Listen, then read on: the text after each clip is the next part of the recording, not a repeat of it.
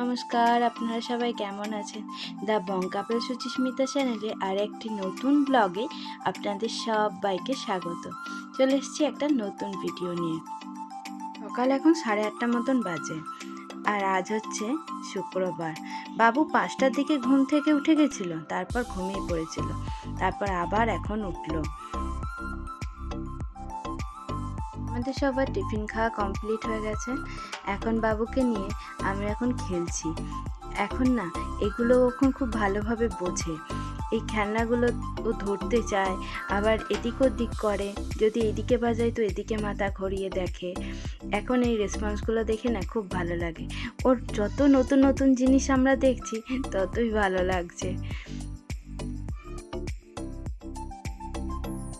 ওদের সাথে এখন এইভাবেই খেলাধুলা বেশি বেশি করে করতে হবে, যাতে ওরা খুব ভালোভাবে রেসপন্স দেয়।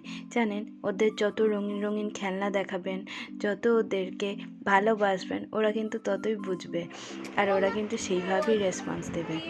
আর এই যে ওর খেলাধুলা হয়ে গেছে, এখন আমার সাথে একটু কথোপকথন চলছে।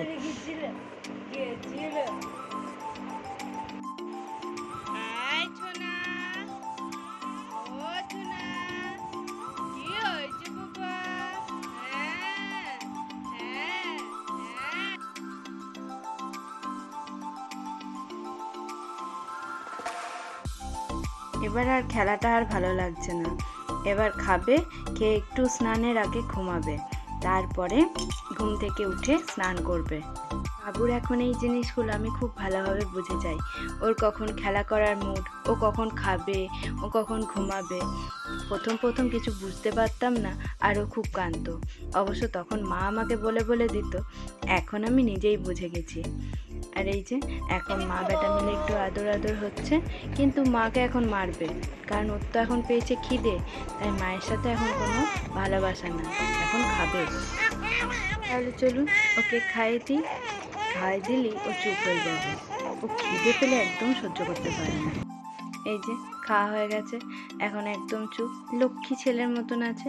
এবার একটু ঘুম করবে, ঘুম করে ওঠার পরে স্নান করিয়ে দেবো।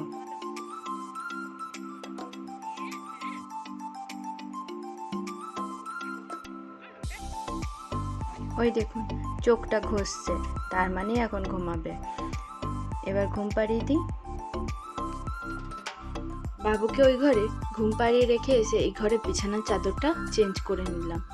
ওই ঘরের চাদরটা কদিন আগেই চেঞ্জ করা হয়েছে, আজকে এই ঘরের চাদরটা চেঞ্জ করলাম।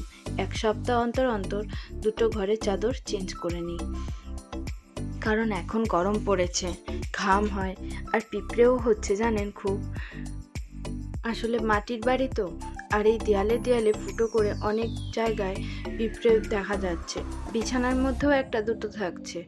বড়দের কোনো অসুবিধা নেই, কিন্তু বাচ্চাদের ক্ষেত্রে খুব অসুবিধা। ওদের যদি পিঁপড়ে একটা কামড়ে দেয়, আর লাল পিঁপড়েই জানেন তো, কালো পিঁপড়েও না, তাহলে কেমন কামড়ে দিলে চলবে বলুন তো। ওদেরকে কামড়ালে বুঝতেও পারবো না, অথচ চিৎকার করবে। তো বাবু তো স্নান করে খাবে, তাই এটাকে গরম জল দিয়ে ভালোভাবে ধোবো। তার জন্য গরম জল বসাতে যাব। এই কেটেলটাতেই বসিয়ে নেব, তাড়াতাড়ি হবে তাহলে।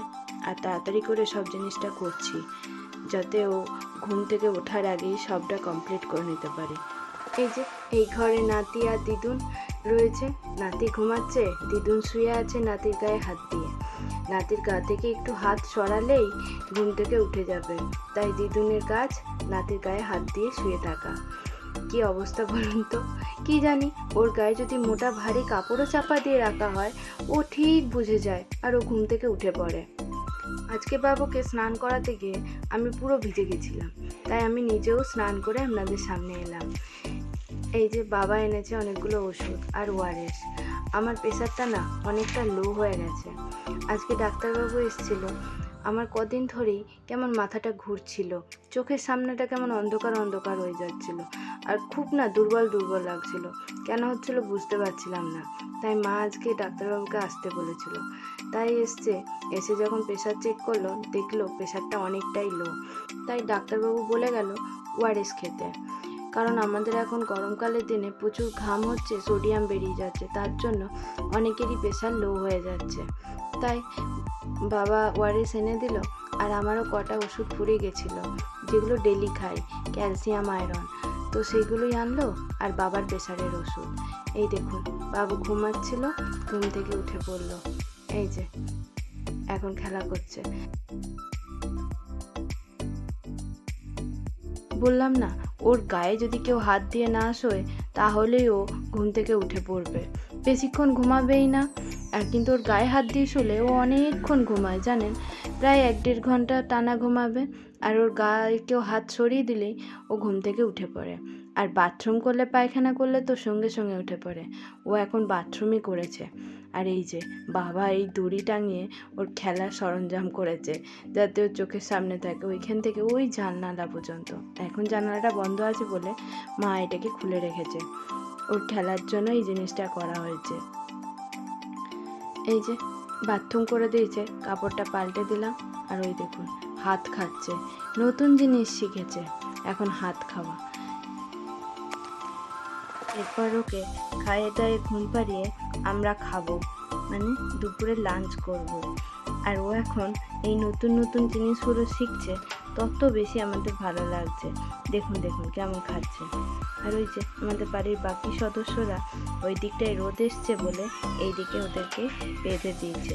ওদের খাওয়া দাওয়া হয়ে গেছে, মানে লাঞ্চ করা ওদের কমপ্লিট। আর বাবুর কাঁথাগুলো মা কেচে রাখলো, যা রোদ উঠেছে সব শুকিয়ে যাবে। আর এই যে এখন মায়ের একটু আদর খাবে, ঘুম আছে চোখে, দেখেছেন তো, কিন্তু ঘুমাবে না। এখন আদর খাবে, তারপরে দুধ খেয়ে ঘুমাবে। এই দেখে বাবুর ওই কাঁথাগুলো সকালে একবার কাচা হয়েছে, এখন আবার মা খানিকগুলো কেচে দিল। ওই 2:30-3টে পর্যন্ত যতক্ষণ রোদ থাকবে ততক্ষণ কেচে দেওয়া হয়, তারপরে আর কাচা হয় না। 4টের দিক থেকে তো কাচাই হয় না, আর সারা রাত জমে, সেগুলো সকালে কেচে দেয়। রাতের দিকে ওই 10টার পর ওকে প্যাম্পার্স পরিয়ে দেওয়া হয়, রাতের দিকটা পরানোই থাকে, আবার সকালে উঠে খুলে দেওয়া হয়। আর বাইরে কোথাও গেলে তখন পরিয়ে নিয়ে যাওয়া হয়, তাছাড়া ওকে বেশি প্যাম্পার্স পরানো হয় না। জানেন তো, কাল রাতেও একদম ঘুম হয়নি, কালকেও প্রচণ্ড গরম ছিল। সন্ধ্যের দিকে অবশ্য খুব সুন্দর হাওয়া দিচ্ছিল, তাতে আবহাওয়াটা ঠান্ডা হয়ে গেছিল, কিন্তু রাতের দিকে খুব গরম করছিল। যাই হোক, আর বেশি বকবক করছি না, এই ভিডিওটা আমি এখানেই শেষ করছি। দেখা হবে একটা নতুন ভিডিওর সাথে। ততক্ষণ অবধি আপনারা সবাই খুব ভালো থাকবেন, সুস্থ থাকবেন, আর সবাইকে ভালো রাখবেন। আর আমার এই ভিডিওটা যদি আপনাদের ভালো লেগে থাকে, অবশ্যই একটা লাইক করবেন, শেয়ার করবেন, কমেন্ট করবেন, আর চ্যানেলটাকে সাবস্ক্রাইব করে দেবেন যারা নতুন। আর আমার পাশে থাকবেন, এগিয়ে যেতে সাহায্য করবেন। দেখা হচ্ছে খুব শিগগিরই।